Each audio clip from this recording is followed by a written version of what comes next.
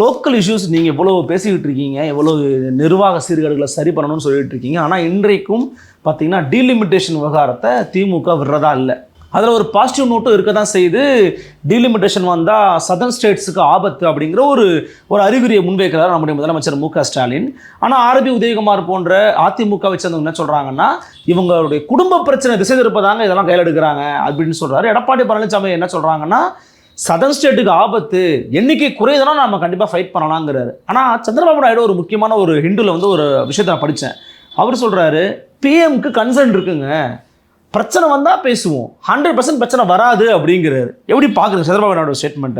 கடந்த முறை டீலிமிட்டேஷன் நடக்கும்போதும் ஒரு கோஇன்சிடென்ஸாக திரு சந்திரபாபு நாயுடுவின் ஆதரவில் தான் அன்றைய பிஜேபி அரசு நடைபெற்று கொண்டிருந்தது. எப்படி நடந்திருக்கு பாருங்களா. எனக்கு 2001 எனக்கு இன்னைக்கு காலையில் இது ஹிந்துவில் எடுத்து ஒரு மிஸ்டர் நாயுடுவோட இன்டர்வியூவை படித்த உடனே எனக்கு இன்னும் 25 வருஷம் கழிச்சு இது திருப்பி அப்படியே நடக்குது, இதிலும் சந்திரபாபு நாயுடு முக்கிய பங்கு வகிக்கிறான்றது இது ரொம்ப வியப்பாக இருந்துச்சு எனக்கு. அவர் சந்திரபாபு நாயுடு இன்னைக்கு என்ன சொல்கிறாருன்னா, நித்தி ஆயோக்கில் நான் இதை பற்றி ஒரு அவுட்லைன்னு நான் பேசினேன், பிரதமரிடம் நேருக்கு நேர் இந்த விஷயம் பற்றி விவாதிப்பதற்கான நேரம் அமையவில்லை, சரியான நேரத்தில் நான் இது குறித்து பேசுவேன். அரசியலமைப்பு சாசன திருத்தம் 2001 தான் அந்த கான்ஸ்டியூஷனல் டீலிமிட்டேஷனுக்கான திருத்தம், அரசியல் அமைப்பு சாசன திருத்தம் கொண்டு வர போகிறது. சென்சஸ் 2026 அடுத்த டீலிமிட்டேஷன் வந்து 2026 சென்சஸ்க்கு பிறகு என்று சொன்னார்கள். இப்போது 2027 தான் சென்சஸ் தொடங்குது இல்லையா. 1/3/2027 கட் ஆஃப் டேட்டா வச்சு தான் சென்சஸ் தொடங்குது. தென் இந்திய மாநிலங்கள் தங்களுக்கான நியாயமான தொகுதி மறுசீரமைப்பு செய்ய வேண்டும் என்பதை வலியுறுத்துகிறார்கள். இப்போது வந்து தென் மாநிலங்களுக்கான பிரதிநிதித்துவம் குறைக்கப்படும் என்று நீங்கள் நினைக்கிறீர்களா அப்படின்னு கேட்கும்போது, நம்ம ரொம்ப சீக்கிரமாக இந்த கோரிக்கையை வைப்பதாக நான் நினைக்கிறேன். மக்கள் தொகை கணக்கெடுப்பு முடியட்டும், அதற்கு பிறகு தான் இதற்கான தேவை வரும் அப்படின்னு சொல்லிட்டு இந்த மக்கள் தொகை பற்றியும் சொல்கிறார் அவர். நாங்கள் சரியான முறையில் இந்த குடும்ப கட்டுப்பாடு திட்டத்தை கடைபிடித்ததற்காக தென்னிந்திய மாநிலங்களில் மக்கள் தொகை குறைந்திருக்கிறது, வட இந்தியாவில் அதை கடைபிடிக்காததன் காரணமாக மக்கள் தொகை அதிகரித்திருக்கிறது. அதிக மக்கள் தொகை என்பது பலவீனமல்ல, அது ஒரு பலம் என்பதை இப்போது நான் புரிந்து கொள்கிறேன். சரி, அப்போ நீங்கள் கூடுதல் குழந்தைகளை பெற்றுக்கொள்ள ஊக்குவிப்பீர்களான்னு கேட்டப்பா, உலகம் முழுக்க இது போன்ற ஒரு திட்டங்கள் பெரிய அளவில் வெற்றி பெறவில்லை அப்படின்றத சொல்லிவிட்டு, உரிய நேரத்தில் நான் பிரதமரிடம் வலியுறுத்தி தென் மாநிலங்களுக்கு எந்த விதத்திலும் சீட்டு எண்ணிக்கை குறையாது என்பதை நான் உறுதி செய்வேன் அப்படின்னு சொன்ன உடனே, இல்லைங்க இப்போவே இந்த கோரிக்கை எழுப்புறாங்களேன்னு சொல்லும்போது, அரசியல் காரணங்களுக்காக இந்த கோரிக்கையை எழுப்புகிறார்கள் என்று திரு நாயுடு அவர்கள் சொல்லியிருக்கிறார். நாயுடுவோட ஆதரவில் தான் இந்த அரசு நடக்கிறது என்பதும் தெரியும். இல்லைங்க ஆந்திராவில் ஒரு 2 சீட்டை குறைச்சிக்குங்கன்றதுக்கு நாயுடு சம்மதித்தால் அவரோட சோழி இங்கே முடிந்தது என்பதும் நாயுடுவுக்கு தெரியும். இல்லை, தென்னிந்திய மாநிலங்களேன்னு எடுத்துக்கொண்டா எந்த முதல்வர் ஒரு 2 சீட்டு குறைச்சிங்கன்றதுக்கு ஒத்துக்குவாங்க? நீங்கள் சொல்லுங்கள். யாரும் ஒத்துக்க மாட்டாங்க. Nobody will. ரேவந்த் ரெட்டி ஒத்துக்குவாரா? நோ. இவர் சந்திரசேகரா ஒத்துக்குவாரா? ஜெகன்மோகன் ஒத்துக்குவாரா? பினராயி விஜயன் ஒத்துக்குவாரா? யார் ஒத்துக்குவா? இது மாநில உரிமைகள் சம்பந்தப்பட்ட விஷயம். கட்சி பேதமின்றி குரல் கொடுக்கும். உண்மை. ரெஸ்பெக்டிவ். நைனார் ஒத்துக்க மாட்டான்றப்பா நான். சரியா?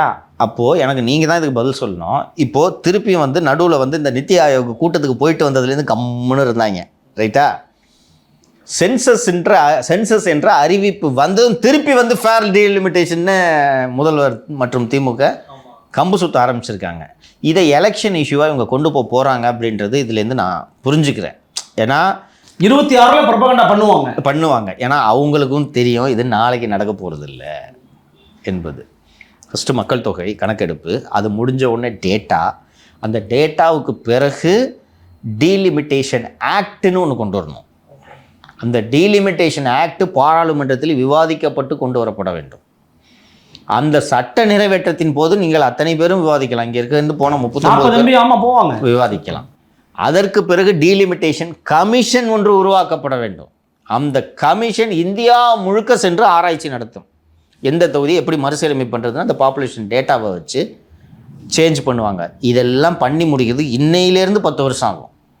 நான் யதார்த்தத்தை சொல்கிறேன். சென்சஸே 2027 தான்ப்பா கமெண்ட்ஸ் ஆகுது. அப்போ எப்படி நடக்கும்? இன்னொன்று, அதெல்லாம் மீறி பண்ணிட்டாங்கன்னு வச்சுக்கோங்க, பண்ண போகிறாங்கன்னு வச்சுக்கோங்க, நம்ம சும்மா இருப்போமா? ஒட்டுமொத்த தென்னிந்திய மாநிலங்களும் போராட்டத்தில் இறங்குமா இறங்காதா? கட்டாயமா இறங்கணும், இறங்குவாங்க. எல்லா ஸ்டேட்டும் சொல்கிறேன் நான், தமிழ்நாடு மட்டும் இல்லை. இப்போ எதுக்கு நீங்கள் இப்போ கம்பு சுற்றிட்டு இருக்கீங்க?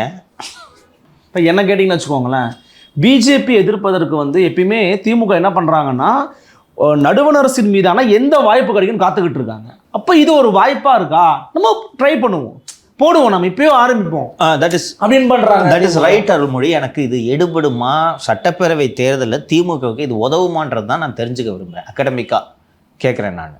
ஒரு ஆசிட் டெஸ்ட் தான் பண்ணுறாங்க அப்படின்றது தெரியுது. அண்டு நீட்டை வச்சு ரொம்ப நாள் உருட்டிட்டு இருந்தாங்க, உங்களுக்கு தெரியும். அது வந்து இப்போ க்ளோஸ் ஆயிடுச்சு. ஏன்னா இப்போ என்ன மக்கள் ரியாக்ட் பண்ணுறான்னா, நீங்கள் நீட்டை ஒழிக்கிறேன்னு சொன்னீங்களே எங்கே போச்சு அப்படின்னு கேட்க ஆரம்பிச்சிட்டாங்க. ரைட். ஸோ அதை வந்து ஒமிட் பண்ணிட்டாங்க. ஸோ இப்போ இதை கையில் எடுக்கிறாங்க.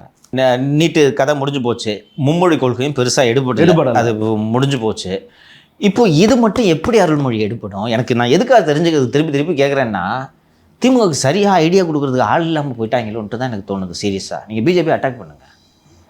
பிஜேபி அட்டாக் பண்ணுறது நான் சொன்ன விஷயத்தில் அட்டாக் பண்ணணும், ஓகேவா?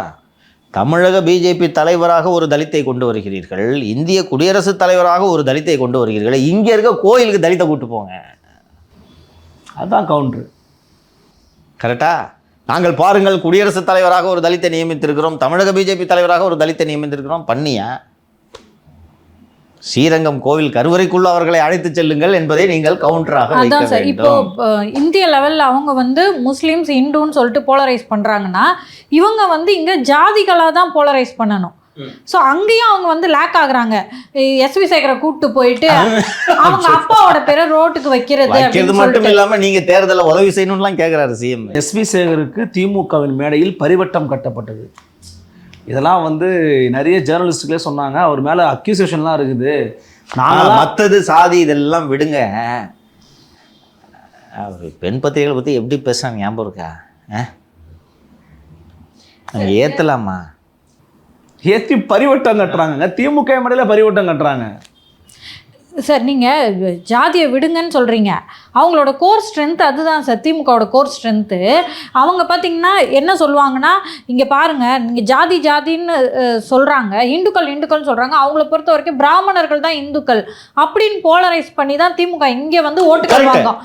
அதில் அவங்க லேக் ஆகுறாங்க.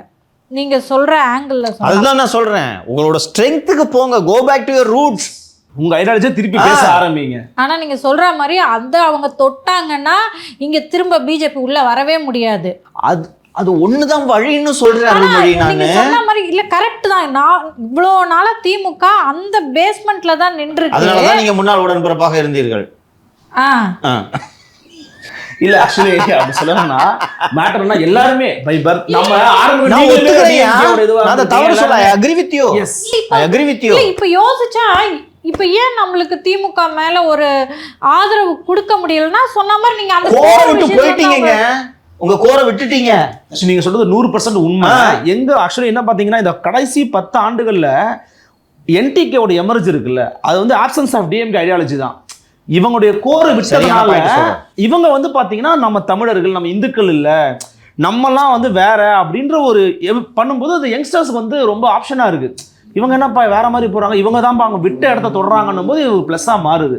ஸோ அதனால தான் அவர் சொல்ற மாதிரி திமுகவோட கோர் எலெக்ஷன் நோக்கி நகர்ந்தாங்கன்னா உண்மையிலே பிஜேபிக்கு அது ஒரு பலத்த அடியா. அது ஒன்றுதான் வழின்னு சொல்றேன் அருள்மொழி. நான் உங்களுக்கு ஆப்ஷனே இல்லை இன்னைக்கு. எனக்கு இது என்னன்னா, ஃபர்ஸ்ட் நீ இந்த ஃபேர் டீலிமிட்டேஷனை நீ பாமரனுக்கு புரிய வைக்க முடியாதியா? தொகுதி எண்ணிக்கை குறையுதுன்னா அப்படியாப்பா அப்படின்வா. தொகுதி எண்ணிக்கை குறையுதுனால வாக்காளனுக்கு ஏதாவது பிரச்சனை இருக்காமா? சொல்லுங்க, நீங்கள் வாக்காளர்கள் ஓகேவா? உங்ககிட்ட ஐடியாலஜிகளை உன்னை பாரு கோயிலுக்குள்ள விட மாட்டேங்கிறாயா, அரிய வகை ஏழைக்கு இடஒதுக்கீடு கொண்டு வராயா, இது உங்களுக்கு பிடிக்குமா? இல்லை எம்பிக்கள் எண்ணிக்கை குறையுதுன்னா நீ எம்பி ஆனா எனக்கு என்ன, ஆகலைன்னா எனக்கு என்ன, எனக்கு ஓட்டுக்கு இருக்கா, உனக்கு இருக்குப்பா, போ மூடிட்டுன்னுவான். கரெக்டா?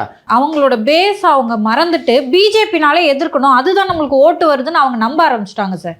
அப்போ கூடம்மா நீங்கள் அப்படியே பண்ணுங்கம்மா, வாடனாலே அடிப்போன்ற மாதிரி. இப்போ நம்ம திமுகனால அடிக்கிறது இல்லையா, உங்களையும் வச்சுக்கிட்டு அது போல அது அடிக்கிறது சரி சார்.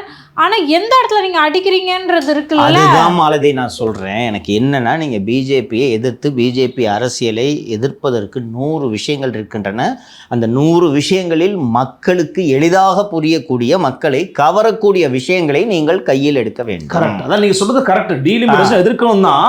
ஆனா இது ஓட்டுக்கு வந்து ஒர்க் அவுட் ஆகுமான்னு நீங்க கேக்குறீங்க. அதான்ப்பா. ஓகே, அதான்ப்பா, எடுபடுமான்னு கேட்குறேன்ப்பா. இது வந்து ஒரு அறிவாலயத்தில் உள்ள கலைஞர் அரங்கத்தில் 4 பண்டிதர்கள் அமர்ந்து விவாதிக்க வேண்டிய விஷயமாக இதை நான் பார்க்கிறேன். இல்ல அது நீங்க சொல்ற மாதிரி அதை வந்து எளிமையாக்கி விளக்கக்கூடிய அளவுல கொள்கை கூட்டங்கள், அந்த மாதிரி மாநாடுகள் இப்பெல்லாம் போட்டு துண்டு பிரசுரம் கொடுத்தா ரொம்ப டீப் ரூட்டா பண்ணாதான் அது ஓரளவு அப்பீலிங்கா இருக்காது பாசு.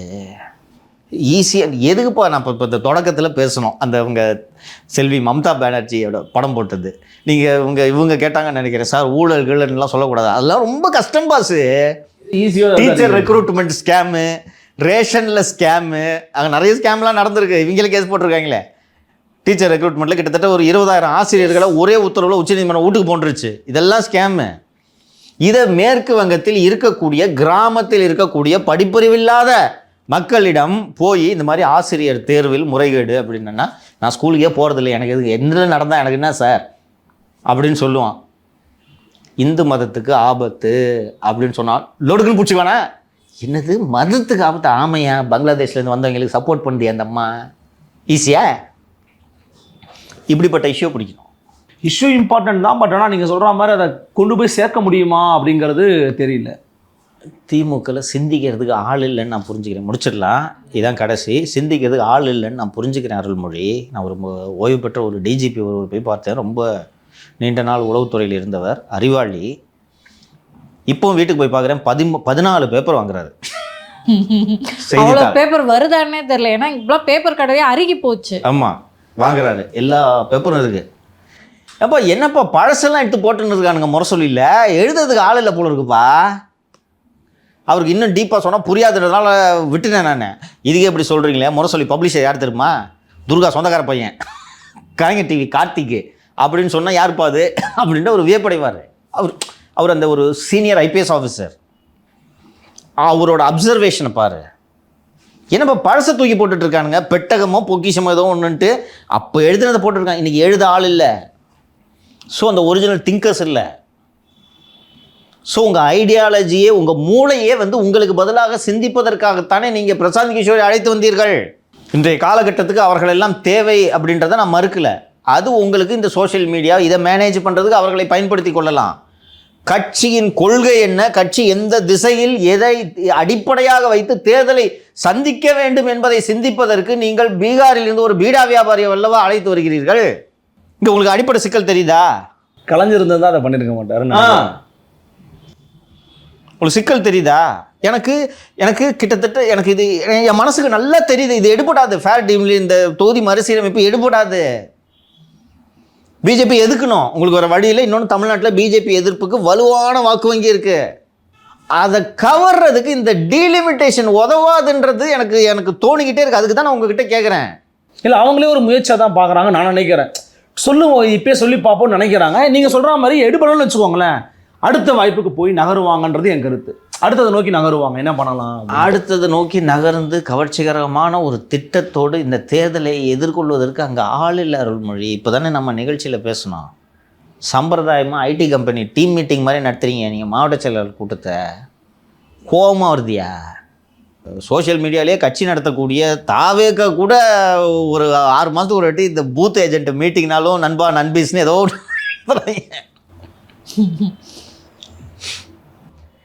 அங்கே காணொலி காட்சி நடத்துறது கூட கஷ்டம். அது வேறு விஷயம். Should you not learn from your principal ஆப்போனன்ட்ன்ற இன்னொரு கோணத்தில் பார்க்கலாம். இப்போ தான் சொன்னேன் நான், இந்த மணிப்பூரில் இருக்கக்கூடிய சிக்கல் இதெல்லாம் சொன்னேன்.